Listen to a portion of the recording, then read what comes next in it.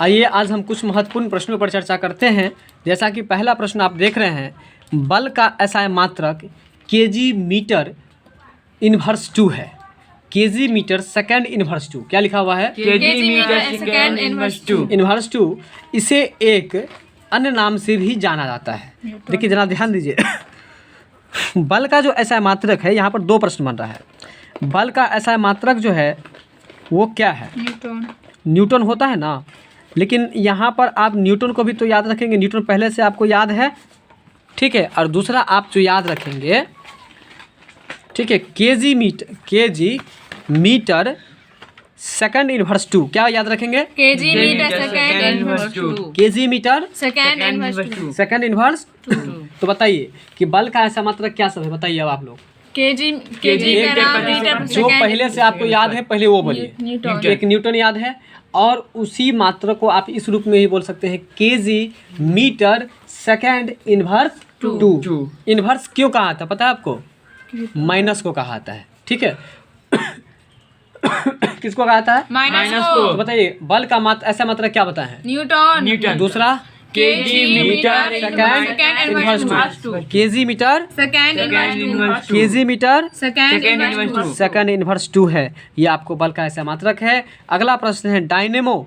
और डायनेमो जो है वह आपको किस ऊर्जा को किस ऊर्जा में बदलता है? यांत्रिक ऊर्जा को ये विद्युत ऊर्जा ऊर्जा को में। आपको पहले भी हम बता चुके हैं।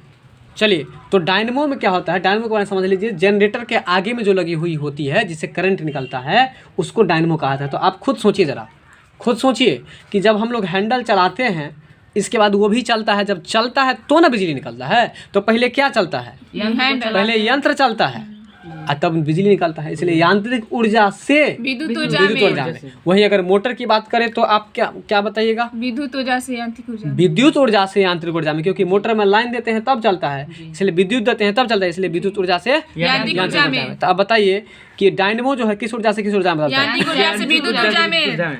यांत्रिक ऊर्जा से विद्युत ऊर्जा में बदलता है। अब आपका अगला प्रश्न है आपका, निम्नलिखित में से किसे जीवित जीवाश्मों के अंतर्गत वर्गीकृत किया गया है? ठीक है, तो बताएंगे आप कि विद्युत डायनेमो जो है वो आपको किस ऊर्जा से किस ऊर्जा में बदलता है? यांत्रिक ऊर्जा से विद्युत ऊर्जा और विद्युत मोटर, विद्युत ऊर्जा से यांत्रिक अगर आपको पूछ दे विद्युत बल्ब, तब विद्युत ऊर्जा से यांत्रिक ऊर्जा में, विद्युत ऊर्जा से प्रकाश ऊर्जा में। सही तो है। आप बल्ब में पहले बिजली देते हैं ना, तो बिजली मतलब क्या देते हैं? विद्युत देते हैं। जब विद्युत देते हैं तब बल्ब निकलता है। तो याद रखिए विद्युत बल्ब जो है उसके बारे में समझ लीजिए। विद्युत ऊर्जा से प्रकाश ऊर्जा भी और बल्ब से गर्मी भी लगता है ना, तो इसलिए याद रखिए कि ताप ऊर्जा भी, यानी कि ऊष्मीय ऊर्जा भी और ताप ऊर्जा ही बोल सकते हैं और प्रकाश ऊर्जा भी बोल सकते हैं। ठीक है, मोमबत्ती विद्युत नहीं, रासायनिक ऊर्जा से प्रकाश ऊर्जा में। चलिए निम्नलिखित में से किसे जीवित जीवाश्मों के अंतर्गत वर्गीकृत किया गया है? तो ज़रा ध्यान दीजिए, किसे जीवित जीवाश्मों के अंतर्गत वर्गीकृत किया गया है? वर्गीकृत का मतलब बांटा गया है। वर्गीकृत का मतलब बांटा गया है। निम्नलिखित में से हटा दीजिए, ठीक है। किसे जीवित जीवाश्मों के अंतर्गत वर्गीकृत किया गया है? साइकस को। देखिए साइकस जो है इसे जीवित जीवाश्मों के अंतर्गत बांटा गया है। याद कर लीजिए, साइकस जो है इसको जीवित जीवाश्म के अंतर्गत बांटा गया है। अब बोलिए जो हम बोलते हैं, साइकस को जीवित जीवाश्म के अंतर्गत बांटा गया है। बिल्कुल ऐसे बोलिए, फिर से बताइए। साइकस जीवित जीवाश्म के अंतर्गत रखा गया है या बांटा गया है। तो अगर आपसे पूछ दे कि साइकस क्या है तो आप क्या कहेंगे? जीवित जीवाश्मों के अंतर्गत। बस इतना बोल दीजिए कि यह एक जीवित जीवाश्म है। साइकस क्या है? यह एक जीवित जीवाश्म है। साइकस क्या है? यह एक जीवित जीवाश्म है। बहुत अच्छा। अगला प्रश्न है जनसंख्या। जनसंख्या का अंग्रेजी क्या होता है बताइए? पॉपुलेशन। क्या होता है? पॉपुलेशन। तो जनसंख्या में भारत की वैश्विक स्थिति क्या है? देखिए कहता है कि जनसंख्या में भारत की वैश्विक स्थिति, जरा प्रश्न को समझ लीजिए, प्रश्न को समझिए। वैश्विक स्थिति कह रहा है, वैश्विक मतलब विश्व में, वैश्विक मतलब विश्व में, पूरे विश्व में जनसंख्या के दृष्टि से भारत का कौन सा स्थान है? दूसरा स्थान है। मतलब समझ में आया प्रश्न की नहीं? Yes. पूरे विश्व में सबसे नंबर 1 पर कौन है? चीन है। सबसे ज्यादा जनसंख्या कहाँ पर है? चीन में। और चीन के बाद भारत है। चीन के बाद भारत है, याद रखिएगा। तो देखिए पहला स्थान पर आपको चीन है, दूसरा स्थान पर भारत है। तो वही प्रश्न यहाँ पर आपको पूछ रहा था। ठीक है, समझ में आया प्रश्न की नहीं? चलिए अब है किसी बल्ब से 220 वोल्ट है ना और 2 एम्पियर की धारा प्रवाहित होती है तो फिलामेंट का प्रतिरोध क्या होगा। तो देखिए ये नॉमेरिकल क्वेश्चन है, नॉमेरिकल को हम लोग सॉल्व नहीं करेंगे, जो अभी थ्योरेटिकल है उसको हम लोग पढ़ते हुए आगे बढ़ेंगे। फिलहाल इस नॉमेरिकल से कुछ सिखा देते हैं आप लोग को, सीख लीजिए। वोल्ट लिखा हुआ है, वी से वोल्ट। वोल्ट किसका मात्रक है? विभवांतर का। विभवांतर का। किसका मात्रक है? विभवांतर का। विभवांतर है का है। और एम्पियर किसका मात्रक है? विद्युत विद्युत धारा धारा का। का। विद्युत धारा का है। दूसरा फिलामेंट जो बल्ब का बना होता है वो किसका बना होता है? टंगस्टन का। टंगस्टन का होता है। ठीक है, तो बताइए अब 2-3 चीज। विभवांतर का मात्रक वोल्ट। वोल्ट। वोल्ट। अच्छा, विद्युत धारा का मात्रक एम्पियर। एम्पियर। और विद्युत बल्ब का फिलामेंट किसका बना होता है? टंगस्टन टंगस्टन का। बहुत अच्छा। चलिए 2-4 चीज़ तो सीख गए। अगला प्रश्न है, निम्नलिखित में किस पदार्थ का उपयोग नाभिकीय ऊर्जा के उत्पादन में किया जाता है? यूरेनियम। किस पदार्थ का उपयोग, तो किस पदार्थ का उपयोग, इसमें निम्नलिखित में से कट कर दीजिएगा, किस पदार्थ का उपयोग नाभिकीय ऊर्जा के उत्पादन में होता है? तो यूरेनियम। यूरेनियम का। देखिए जैसे ही नाभिकीय ऊर्जा की चर्चा कर दे तो आप हजारों प्रश्न पढ़े होंगे, ऐसा आप लोग हजारों प्रश्न पढ़े होंगे जिसमें नाभिकीय ऊर्जा में किसका यूज किया जाता है? यूरेनियम का। यूरेनियम का। क्या नहीं पढ़े हैं? तो बताइए कि नाभिकीय ऊर्जा के उत्पादन में जो उपयोग किया जाता है, किसका उपयोग किया जाता है? यूरेनियम का। यूरेनियम का उपयोग किया जाता है। अगला प्रश्न है, मानव नेत्र में यानी कि मानव के आंख में किस प्रकार का लेंस पाया जाता है? उत्तल बताइए। लेंस। चर्चा की है कि नहीं किए जी। हैं? और वैसे आप लोग को ये पता होगा कि जब जैसे कि अभी देखिए इनके आंख में जरा आप देखिए, आपका चेहरा दिख रहा है कि नहीं दिख रहा है? जी। आपका चेहरा क्या आपसे बड़ा दिख रहा है कि आपसे छोटा दिख रहा है? छोटा। तो बताइए कि उत्तल लेंस में ही तो वस्तु से छोटा प्रतिबिंब बनता है। जी। अगर नहीं याद है तो ऐसे याद रखिएगा कि मानव आंख जैसे कहेगा तो बाव को याद रखिएगा। किसको याद रखिएगा? बाव को। बाव। तो बाव का मतलब हो गया बात से वास्तविक और उसे उल्टा। उल्टा। तो वास्तविक और उल्टा किस लेंस से बनता है? उत्तल लेंस में। उत्तल लेंस से बनता है। तो याद रखिएगा आप लोग कि मानव नेत्र में कौन सा लेंस पाया जाता है? उत्तल लेंस। उत्तल लेंस पाया जाता है। ठीक है, और उत्तल लेंस को अपसारी कहा जाता है कि अभिसारी कहा जाता है? अभिसारी। अभिसारी। अभिसारी कहा जाता है। चलिए ठीक है। चलिए अगला प्रश्न है भूकंप, और भूकंप से एक प्रश्न मुझे याद आ रहा है। तो बताइए कि भूकंप मापी यंत्र को क्या कहते हैं? इसको सिस्मोग्राफ कहते हैं, सिस्मोग्राफ। या रिएक्टर स्केल से उसको मापा जाता है। अब ये बताइए कि भूकंप के दौरान मुख्य प्रघाती तरंगों से पहले किस प्रकार की ध्वनि उत्पन्न होती है? कह रहा है भूकंप के दौरान मुख्य प्रघाती तरंगों से पहले किस प्रकार की ध्वनि उत्पन्न होती है? बताइए किस तरह की ध्वनि उत्पन्न होती है? निम्न आवृत्ति की अवश्रव्य ध्वनि। ठीक है, अपश्रव्य होगा, जो कि अवश्रव्य लिख दिया है। ठीक है, अवश्रव्य होगा। तो भूकंप के दौरान मुख्य प्रघाती तरंगों से पहले किस प्रकार की ध्वनि उत्पन्न होती है? अवश्रव्य ध्वनि। याद कर लीजिए, जरा प्रश्न को समझिए। भूकंप जब आता है उस परिस्थिति की बात हो रही है कि भूकंप के दौरान मुख्य प्रघाती तरंग जब उत्पन्न होती है, मतलब ऐसा तरंग जब उत्पन्न होता है जिससे कि पूरा खतरनाक प्रभाव पड़ने लगता है, जान माल की क्षति होती है, उस तरंग से पहले आपको एक ध्वनि उत्पन्न होती है। और वह किस तरह की ध्वनि उत्पन्न होती है? निम्न तो आवृत्ति निम्न आवृत्ति की अवश्रव्य ध्वनि। बिल्कुल। अरे ये बिल्कुल सही बात भी तो है। जब भूकंप आता है तो उससे पहले शरीर और रूम क्या होता है? वो बात हिलने लगता है। तो वो हिलने लगता है, लेकिन क्या घर गिर तो नहीं जाता है तुरंत? नहीं। लेकिन पहले हिलने लगता है, फिर बाद में खतरा पहुंचता है। ऐसा होता है कि नहीं? पहले ये आप लोग सोचिए। जी होता है। तो ऐसे उसकी आवृत्ति कम रहता है तभी तो आपको कुछ नहीं होता है। इसलिए देखिए यहाँ पे लिखा है कि प्रघाती मतलब डेंजरस तरंग से पहले किस प्रकार की ध्वनि उत्पन्न होती है? तो निम्न आवृत्ति की अवश्रव्य ध्वनि, मतलब कम। निम्न मतलब कम आवृत्ति की अवश्रव्य ध्वनि उत्पन्न होती है। इसके बाद आती है कौन सी तरंग? प्रघाती तरंग आती है। प्रश्न समझ में आया कि नहीं आया? तो बताइए कि भूकंप मापी यंत्र को क्या कहता है? भूकंप मापी यंत्र को सिस्मोग्राफी। रिएक्टर स्केल या सिस्मोग्राफी कहा जाता है। चलिए अब आपका अगला प्रश्न है, जब एथेनॉल, क्या चीज़? एथेनॉल सोडियम के साथ क्रिया कराई जाती है, जब एथेनॉल को सोडियम के साथ अभिक्रिया कराई जाती है तो कौन सी गैस निकलती है? हाइड्रोजन गैस निकलती है। तो प्रश्न आपको समझ में आ गया होगा, ये बैक के क्लास में भी हुआ था, है ना? तो बताइए कि जब एथेनॉल को सोडियम के साथ अभिक्रिया कराते हैं तो कौन सा गैस निकलता है? हाइड्रोजन गैस निकलता है। अगला है, पत्तियों में फ्लोएम कहाँ रहता है? आप पहले ये बताइए कि फ्लोएम के बारे में आप लोग जानते हैं कि नहीं जानते हैं? बताइए फ्लोएम के बारे में क्या जानते हैं आप? फ्लोएम की कोशिका जीवित होती है। फ्लोएम खाद्य पदार्थों का हाँ बिल्कुल, संवहन करता संवहन है। करता और है। कुछ जानते हैं? और वह- फ्लोएम क्या है, मुझे ये चाहिए। फ्लोएम एक प्रकार का उत्तक है। बिल्कुल सही बात। फ्लोएम जो है वह पौधों का एक उत्तक है और इसका काम होता है खाद्य पदार्थों को एक जगह से दूसरे जगह पर संवहन करना, यानी कि भेजना। ठीक है। वहीं पर अगर जाइलम की बात करें तो जाइलम भी एक प्रकार का उत्तक है जो जल का एक जगह से दूसरे जगह पर संवहन करता है। ठीक है यहाँ तक। तो पत्तियों में फ्लोएम कहाँ रहता है? फ्लोएम कहाँ रहता है पत्तियों में? पत्तियों के निचले एपिडर्मिस की तरफ रहता है। पत्तियों के निचले एपिडर्मिस की तरह रहता है। ठीक है। तो बताइए फ्लोएम क्या है? एक उत्तक प्रकार का है। एक पौधों का उत्तक है और उसका काम क्या है? खाद्य खाद्य पदार्थों पदार्थों को ऊपर एक दूसरे से हाँ, एक जगह से खाद्य दूसरी पदार्थों को एक जगह से दूसरी जगह पर पहुंचाना। है ना पहुंचाना। दूसरा है कि फ्लोएम जो है वो कहाँ रहता है? तो पत्तियों के एपिडर्मिस की निचले तरफ। एपिडर्मिस की तरफ। बताइए कहाँ पर आता है? पत्तियों के नीचे एपिडर्मिस की तरफ। पत्तियों के निचले एपिडर्मिस की तरफ। पत्तियों के निचले एपिडर्मिस की तरफ। एपिडर्मिस की तरफ रहता है। ठीक है। अब चलते हैं अगले प्रश्न पर। अब आपका अगला प्रश्न है, निम्नलिखित में इसको कट कर दीजिए, निम्नलिखित में से इसको कट कर दीजिए। कौन सा सहजीवी संबंध का उदाहरण है? ठीक है, कौन सा भी इसमें कट कर दीजिए। सहजीवी संबंध का उदाहरण है, यानी कि सहजीवी किसके किसके बीच में होता है? शैवाल और कवक के बीच। शैवाल और कवक के बीच में, याद रखिएगा। ठीक है। सहजीवी संबंध किसके बीच में उदाहरण है? शैवाल और कवक के शैवाल और बीच। कवक के बीच में, इस दोनों के बीच में सहजीवी संबंध होता है। ठीक है।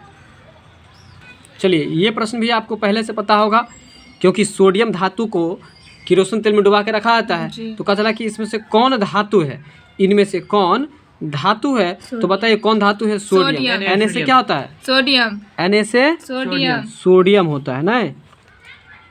बताइए Na से क्या होता है? सोडियम।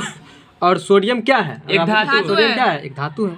अगला प्रश्न है, शुद्ध पानी जो होता है, शुद्ध पानी का पीएच मान कितना होता है? 7। ये प्रश्न भी पहले हुआ है। शुद्ध पानी का पीएच मान कितना होता है? 7। शुद्ध तो 7। 7 और उदासीन मिश्रण का पीएच मान 7। 7। ठीक है। ठीक है। ठीक है। तो याद रखिएगा शुद्ध पानी का पीएच मान कितना होगा? 7 होगा। ठीक है। चलिए अगला प्रश्न है आपका। चलिए अगला है ऑटोटॉमी। पढ़िएगा जरा। ऑटोटॉमी। ऑटोटॉमी और पुनर्जनन अच्छी तरह से चिन्हित है। कहता है कि ऑटोटॉमी और पुनर्जनन जो है अच्छी तरह से चिन्हित है। तो इचिनोडर्मेटा। इचिनोडर्मेटा। चलिए ध्यान दीजिए। तो ये ऑटोटॉमी और पुनर्जनन एक गुण है। ऑटोटॉमी और पुनर्जनन एक गुण है और यह इस गुण से जो चिन्हित किया जाता है किसको? इचिनोडर्मेटा हाँ, इचिनोडर्मेटा। बोलिए स्पष्ट ऐसे बोलिए। इचिनोडर्मेटा। अब हो जाएगा याद आपको। इचिनोडर्मेटा यानी कि ऑटोटॉमी और पुनर्जनन ये क्या है? एक गुण है। किसका गुण है? इचिनोडर्मेटा का गुण है। बात समझ में अब आ गया। चलिए अब आपका अगला प्रश्न है, निम्नांकित में कौन सा कथन वाष्पीकरण पर आर्द्रता का पड़ने वाला प्रभाव से संबंध में सत्य है? आर्द्रता बढ़ने पर वाष्पीकरण का दर घट जाता है। बस इस लाइन को आप लोग याद रखिएगा। ठीक है। ये जो क्वेश्चन है इसमें क्वेश्चन को नहीं पढ़ना है, ध्यान दीजिए। ये जो क्वेश्चन है ऐसे करके हम कट मार देते हैं क्वेश्चन पर। क्वेश्चन को नहीं पढ़िएगा आप लोग। इस ऑप्शन सबको भी नहीं पढ़ना है, इस सबको नहीं पढ़ना है। बस आपको ये पढ़ना है कि आर्द्रता बढ़ने पर वाष्पीकरण की दर घटती है। मतलब आर्द्रता बढ़ेगा तो वाष्पीकरण क्या होगा? घटेगा। अब ये सही बात भी है। देखिए बताते हैं। पानी जब आपका गर्म रहता है तो पानी के साथ क्या होता है? पानी जब आप गर्म करते हैं तो क्या होता है? वाष्प निकलता है। वाष्प निकलता है रहता है। जब पानी ठंडा होता है तो क्या वाष्प निकलता है? नहीं। तो वही बात तो है। आर्द्र मतलब क्या होता है? ठंडा। जब आर्द्रता जैसे ही बढ़ेगा तो वाष्पीकरण का दर घटेगा ना। जब ठंडा बढ़ेगा तो वाष्पीकरण का दर घटेगा कि नहीं घटेगा? प्रश्न समझ में आया कि नहीं? तो इसको याद करने की कोई जरूरत है? नहीं। चलिए एक गाड़ी का ऑडोमीटर क्या मापता है? देखिए सबसे पहले याद रखिए कि ऑडोमीटर जो है, ऑडोमीटर वो गाड़ी के द्वारा तय की गई दूरी को मापता है। मतलब आप जो बाइक से आए हैं कितना दूर से आप आए हैं, कितना किलोमीटर चले हैं, इसको मापता है। कौन मापता है? ऑडोमीटर। ऑडोमीटर। क्या मापता है? ऑडोमीटर। तो अगर आपसे पूछे कि ऑडोमीटर से क्या मापा जाता है, गाड़ी द्वारा तय की गई दूरी को। बस हो गया, बस इतना ही बात याद रखना है। ऑडोमीटर से क्या मापा जाता है? गाड़ी द्वारा तय की गई दूरी को। देखिए ऑडो को आप याद कर लीजिए ऑटो। ऑडो को क्या याद कर लीजिएगा? ऑटो। ऑडो। यहाँ पर आडो है, ये अर्धचान लगा दीजिए। ऑडो। ऑडोमीटर से, किससे? ऑडोमीटर से। ऑडोमीटर से क्या मापा जाता है? गाड़ी द्वारा तय की गई दूरी को।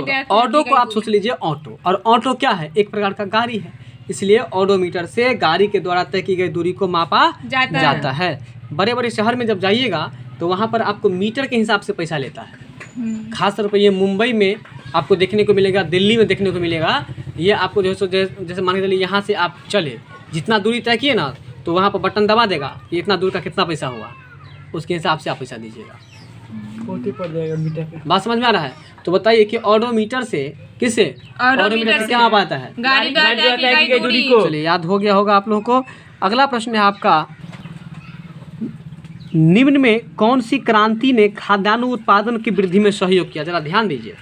निम्न में से कट कर दीजिए। निम्न में कौन सी क्रांति खाद्यान्नों के उत्पादन में, आप बताइए ऐसी कौन सी क्रांति हुई थी जिसमें कि आपको गेहूं और चावल के फसल में, गेहूं और चावल के फसल उत्पादन में काफ़ी वृद्धि हुई थी? हरित क्रांति। हरित क्रांति जो हुई थी उसी में ना आपको ग्रीन रिवॉल्यूशन कहा गया। हरित क्रांति में ही ना आपको जो है सो सरकार के द्वारा बीज, अच्छे किस्म के बीज, अच्छे किस्म का जो है सो अनाज सब दिया गया, और जिससे कि खेती लोग खूब ज़्यादा किया और उत्पादन भी अच्छा हुआ, है ना। खाद बीज सब, उर्वरक सब दिया गया था गवर्नमेंट के द्वारा। तब क्या हुआ कि आपको एक क्रांति आ गया। क्या क्रांति आ गया? हरित क्रांति। गेहूं और चावल, इस दोनों की उपज में काफ़ी वृद्धि हुई, जिसके कारण से इस क्रांति का नाम कर दिया हरित क्रांति। ठीक है। तो अगर आपसे पूछ दे कि हरित क्रांति का जनक किसको कहा जाता है, बताइए। हरित क्रांति का जनक कहा जाता है आपको MS स्वामीनाथन को। किसको कहा जाता है? स्वामीनाथन को कहा जाता है। ठीक है।